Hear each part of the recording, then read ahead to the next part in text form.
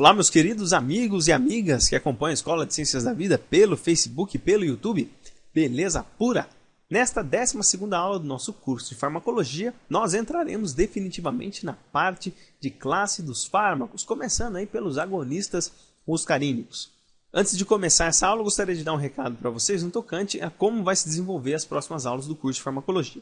Primeiro de tudo, que nós vamos tratar apenas aqui das classes dos fármacos. Então nós não vamos ficar tateando muito em processos fisiológicos, processos fisiopatológicos. Nós vamos apenas mostrar a classe dos fármacos e de que maneira que eles atuam aí. Então vai ser dividido aí para cada classe de fármacos uma média aí de 3 aulas, mais ou menos. Pode ser mais, pode ser menos, para poder explicar aí as suas funções no organismo. E o segundo ponto é que nem eu falei, eu não vou ficar tateando demais em processos fisiológicos e fisiopatológicos, porque senão o curso de farmacologia ele vai perder muito o seu enfoque. Então esses processos de fisiologia e fisiopatologia vão ser tratados aí nos seus respectivos cursos, né? Tanto de fisiologia como na parte de patologia que eu ainda estou desenvolvendo com vocês, beleza? Então nessa aula introdutória aqui, né, nós vamos mostrar aí umas considerações gerais, tanto dos agonistas muscarínicos, como também da sinalização da acetilcolina, parte da sua atuação brevemente relatada aí no nosso organismo, né, para a gente não ficar perdido nessa aula.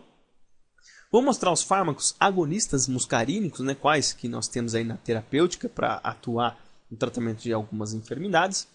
Vou mostrar os mecanismos de funcionamento desses fármacos, é um mecanismo super ultra simples, tá? E terminar falando da absorção, distribuição e eliminação dos fármacos agonistas muscarínicos, como é que isso vai acontecer a grosso modo, tá bom? Então vamos começar aqui falando o seguinte, né? Vamos pegar o nosso sistema nervoso autônomo, precisamente o sistema nervoso parasimpático. O sistema nervoso parasimpático, a atuação final dele é mediado pela sinalização da acetilcolina nos receptores muscarínicos que estão presentes aí em praticamente todos os órgãos que são inervados pelo sistema nervoso parasimpático. Então é mais ou menos assim, o sistema nervoso parasimpático, que tem a distribuição crânio-sacral, nós vamos ter um neurônio pré-ganglionar, que vai emergir, aí, seja da parte craniana, seja da parte sacral, e vai sinalizar para um neurônio pós-ganglionar presente num gânglio autônomo. Esse neurônio pós-ganglionar ele tem um receptor de acetilcolina chamado de receptor nicotínico. O receptor nicotínico ele vai ser estimulado pela acetilcolina, e esse neurônio tem uma resposta final lá no tecido que ele inerva, liberando acetilcolina, para essa acetilcolina ligar no receptor muscarínico e desempenhar aí o seu efeito fisiológico no organismo. Nós temos vários órgãos que são inervados aí pelo sistema nervoso parasimpático. No sistema nervoso simpático também nós temos os receptores nicotínicos que estão aí nos neurônios pós-ganglionares. Porém, a sinalização final do sistema nervoso simpático é mediado pela noradrenalina ou norepinefrina, aí, coisa que é diferente do sistema nervoso parasimpático, coisa que a gente vai ver também nas próximas aulas. E a acetilcolina, né, ela tem uma capacidade de sinalização muito, muito grande e ela está presente em grande quantidade aí nos tecidos, né, no momento em que ela é liberada pelas vesículas secretoras. E se a acetilcolina ela ficar presente nos tecidos, sinalizando, isso daí não é muito bom. Então nós temos enzimas chamadas de acetilcolinesterases que são capazes de degradar a acetilcolina, clivando o grupamento colina do grupamento acetil. Então ela passa a não ser mais funcional, né? E interrompe a sua sinalização aí no receptor muscarínico. Também nós temos muitas acetilcolinesterases também lá nos gânglios autônomos, né? Para também impedir a ação excessiva da acetilcolina naquelas regiões. E a gente pode ver também que a acetilcolina ela estimula o sistema nervoso central pelos receptores muscarínicos, né? Nós temos uma ampla distribuição dos receptores muscarínicos do sistema nervoso central, aí, que vai mediar vários efeitos, como indução da contração, a parte de controle motor fino, aprendizado. Então, a parte da acetilcolina pelos receptores muscarínicos do sistema nervoso central tem uma ação extremamente importante. Como também a acetilcolina está em grande quantidade no sistema nervoso central, quando é liberada, né, e ela precisa ser contida de alguma maneira, e isso é feito também pela acetilcolinesterase, que vai degradar a acetilcolina também lá no sistema nervoso central. Então, se a gente for pegar um apanhadão de tudo aí, farmacologicamente falando, nós podemos atuar de 3 maneiras distintas quando nós falamos da ação da acetilcolina nos receptores muscarínicos.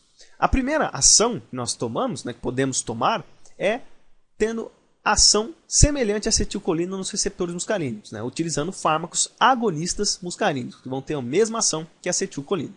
Também pode-se utilizar fármacos que bloqueiam a ação do receptor muscarínico, que são os antagonistas muscarínicos. Como também nós podemos permitir um aumento da concentração de acetilcolina, principalmente nas junções, né, neuromusculares e nas terminações nervosas, onde nós temos bastante acetilcolina, por inibir aqui essa enzima acetilcolinesterase, né? Nós temos agentes anticolinesterase que vão inibir essa enzima e vão permitir um aumento da concentração da acetilcolina no seu local de atuação. Então nós temos esses 3 fármacos aí que podem atuar nos receptores muscarínicos. E quando a gente fala de receptores muscarínicos, né, nós temos algumas isoformas deles aí presentes no nosso organismo, que vai da isoforma M1, M2, M3, M4 e M5. Essa distribuição que eu coloquei para vocês é uma distribuição proposital para poder explicar uma coisa. Os receptores muscarínicos, todos eles são receptores acoplados à proteína G. Então, o que isso significa? Que eles são receptores metabotrópicos, que têm um papel na sinalização intracelular, aumentando ou diminuindo a concentração de segundos mensageiros intracelulares. Tá? E os receptores M1, M3 e M5 são receptores acoplados à proteína G do tipo estimulatório, que são os GQ. Esse GQ é um receptor acoplado à proteína G um pouco diferente, que ele vai liberar 2 segundos mensageiros intracelulares, que é o diacilglicerol e o inositol 3-fosfato. E aí nós vamos ter a sinalização para a proteína quinase C, aumento da concentração de cálcio na célula e desempenhar várias funções de sinalização aí, mas todas elas numa condição estimulatória. E se nós formos ver o receptor M2 e M4, são receptores acoplados à proteína G do tipo GI ou G0. Né? Eles têm uma função inibitória porque eles vão inibir uma proteína-chave para produzir AMP cíclico na célula. Né? Então eles vão inibir a adenilato ciclase, e inibindo a adenilato ciclase, a diminuição da concentração de AMP cíclico na célula desempenha várias funções inibitórias. Então veja, né? Nós temos 3 isoformas de receptores que têm ações semelhantes. E acredita-se de fato, né, que a ação do M1, M3 e M5 seja praticamente a mesma. Isso depende também de cada tecido que eles estão. Mas a gente pode analisar que isso aqui é quase como se fosse uma coisa só, entre aspas, tá certo? Isso aqui também, né? Como os dois têm uma função inibitória, né? Tanto a isoforma M2 como a isoforma M4 têm uma ação semelhante aí. E a gente pode dizer que os receptores muscarínicos eles estão presentes praticamente em todos os tecidos que são inervados pelo sistema nervoso parasimpático. E toda ação do sistema nervoso parasimpático, a ação final, é mediada pelos receptores muscarínicos. Eu vou citar alguns exemplos aqui para vocês, não vou citar todos, mas eu vou citar alguns exemplos mais clássicos aí da onde os receptores muscarínicos estão bem presentes. Então nós temos no coração, como eu já falei para vocês também, no sistema nervoso central, né, a ampla distribuição. Nas glândulas, principalmente glândulas secretoras, nós temos também uma presença dos receptores muscarínicos nas suprarrenais, mas isso daí é uma estimulação secundária, né, que nós vamos liberar acetilcolina pela estimulação do sistema nervoso simpático, né, mas também nós temos os receptores muscarinos ali que podem ser estimulados, mas isso de fato é uma estimulação secundária. Nós temos o músculo liso, a bexiga e os pulmões, né? Tem outros aí que eu vou mostrar para vocês já já. O coração, ele tem predominantemente os receptores muscarinos do tipo M2 e M3. Muito mais M2 do que M3. Então lembra, eu mostrei o M2 ele tem mais uma característica inibitória e o M3 mais uma característica estimulatória. Então quando a gente sinaliza pelo sistema nervoso parasimpático para sinalizar lá nos receptores muscarínicos, o coração ele vai diminuir as suas atividades, né? Principalmente a atividade contrátil. No sistema nervoso central nós temos todas as isoformas, né? Que vai da M1 a M5, isso aí depende da ampla distribuição do sistema nervoso central, então nós temos isoformas que vão estar mais presentes no hipocampo, mais presentes no córtex cerebral, mais presentes lá no estriado, então cada parte tem a sua quantidade específica de receptores muscarínicos e as isoformas presentes ali. E tem uma função muito complexa. As glândulas nós temos predominantemente aí os receptores do tipo M1 e M3, que são estimulatórios, né? Então eles vão principalmente estimular a secreção aí de hormônios e outros agentes aí produzidos pelas glândulas. O músculo liso tem também o receptor inibitório, estimulatório, mas muito mais estimulatório do que inibitório. A bexiga também é a mesma coisa e os pulmões também a mesma coisa. E aí, continuando, né, nós temos o pâncreas, que tem os receptores M2 e M3, o estômago, também M2 e M3, e o intestino, que também tem os receptores M2 e M3. Então você vê que ele tem uma ampla distribuição e as isoformas mais predominantes aí nos tecidos, né, a maior parte deles, né, tem uma predominância de M3 Só no coração que M2 é mais predominante, mas a maior parte dos tecidos que são inervados pelo sistema nervoso parasimpático, nós temos aí a predominância do receptor muscarínico do tipo 3, beleza? E a gente entrando aí na parte dos fármacos, né? Como a aula é destinada à parte de agonistas muscarínicos, nós temos 6 agentes com atividade agonística acetilcolina estimulando os receptores muscarínicos, tá certo? Que são a metacolina, carbacol, betanicol, arecolina, pilocarpina e muscarina. A muscarina eu coloquei ela em amarelinho porque ela não é utilizada na terapêutica, mas ela foi crucial para identificar os receptores muscarínicos do sistema nervoso parasimpático. Então eu coloquei ela aqui só para mostrar que ela foi de fato essencial aí para ter essa identificação desses receptores. E esses outros agentes aqui, todos eles são usados aí na terapêutica comumente. E cada fármaco, né, eles têm umas propriedades específicas em relação à degradação, em relação também à estimulação de outros receptores. Vamos dar uma olhadinha bem rápida aqui. Em relação à suscetibilidade à acetilcolinesterase, né, a metacolina é o único daqueles que eu citei para vocês que tem a sensibilidade por ser degradada à acetilcolinesterase, né? Então, tanto a acetilcolina como a metacolina vão ser degradadas pelas acetilcolinesterases aí presentes nas junções neuromusculares, nas terminações nervosas, como também em outras regiões aí onde a acetilcolinesterase estiver presente e a ação da acetilcolina também, tá? E também tem alguns fármacos, né, que são agonistas muscarínicos que têm uma pequena atividade nicotínica. E essa pequena atividade nicotínica, né, ela pode estimular tanto o sistema nervoso simpático como o sistema nervoso parasimpático, né, porque tanto os neurônios pós-ganglionares do sistema nervoso simpático e do sistema nervoso parasimpático são estimulados pelos receptores nicotínicos. Então aqui nós temos 2 exemplares, né, que é a metacolina e o carbacol.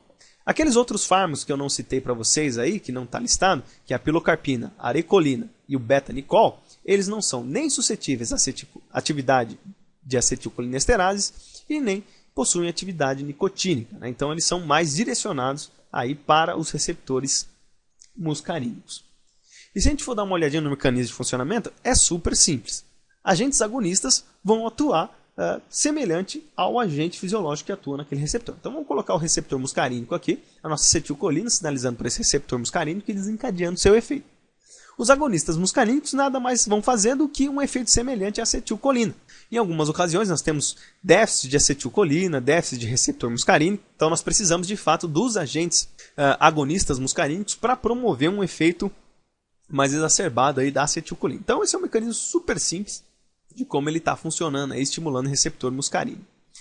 E para terminar, falando da parte farmacocinética, né, a absorção, distribuição e eliminação dos agonistas muscarínicos pode ser predito pelas suas estruturas químicas, né? É muito fácil para dizer aí de que maneira eles vão ser absorvidos, distribuídos e eliminados. Então vamos dar uma olhadinha lá nas estruturas químicas. Então aqui a gente tem a metacolina, o carbacol e o betanicol. Tá? Esses 3 fármacos aí dos agonistas muscarínicos, né, eles são considerados moléculas que possuem uma amina quaternária. Então, a amina quaternária nada mais é do que o nitrogênio fazendo 4 ligações aí com grupamentos químicos. E esse nitrogênio da amina quaternária, ele é carregado positivamente. Então, a metacolina, carbacol e betanicol são bem hidrossolúveis. E o fato deles serem bem hidrossolúveis, isso prejudica grandiosamente a sua absorção pela via oral. Moléculas carregadas têm muita dificuldade em transpassarem a membrana citoplasmática lá das células, das velocidades do intestino, então isso reduz basicamente a sua absorção por via oral. Mas quando eles são absorvidos, eles se distribuem amplamente, porque eles são hidrossolúveis, né? Mas o tempo de meia-vida também é curto, né? Porque o nosso organismo precisa deixar os componentes farmacológicos que atuam no organismo hidrofílico para serem eliminados. E como eles já são bem hidrofílicos, a sua eliminação é muito rápida. Então o tempo de meia-vida desses 3 fármacos é bem curto. Mas a gente tem a vantagem aqui, por exemplo, do carbacol e do betanicol não ser suscetível à ação de acetilcolinesterase, então enquanto eles estão circulando, eles estão tendo seu efeito aí no organismo. Já a metacolina é sensível, né, à acetilcolinesterase e tem um efeito adverso atuando em receptores nicotínicos. E se porventura tiver uma intoxicação por esses fármacos aí, tem uma forma de eliminá-los por acidificação da urina utilizando vitamina C. Então quando se utiliza vitamina C, a urina acidifica ainda mais, e esses fármacos são ainda mais eliminados e o seu tempo de meia-vida diminui ainda mais também. Se a gente for olhar esses outros fármacos aqui, a pilocarpina e a arecolina, né, eles são aminas terciárias. E uma amina terciária, o nitrogênio da amina, ele não é carregado. Isso aumenta grandiosamente a lipossolubilidade desses fármacos.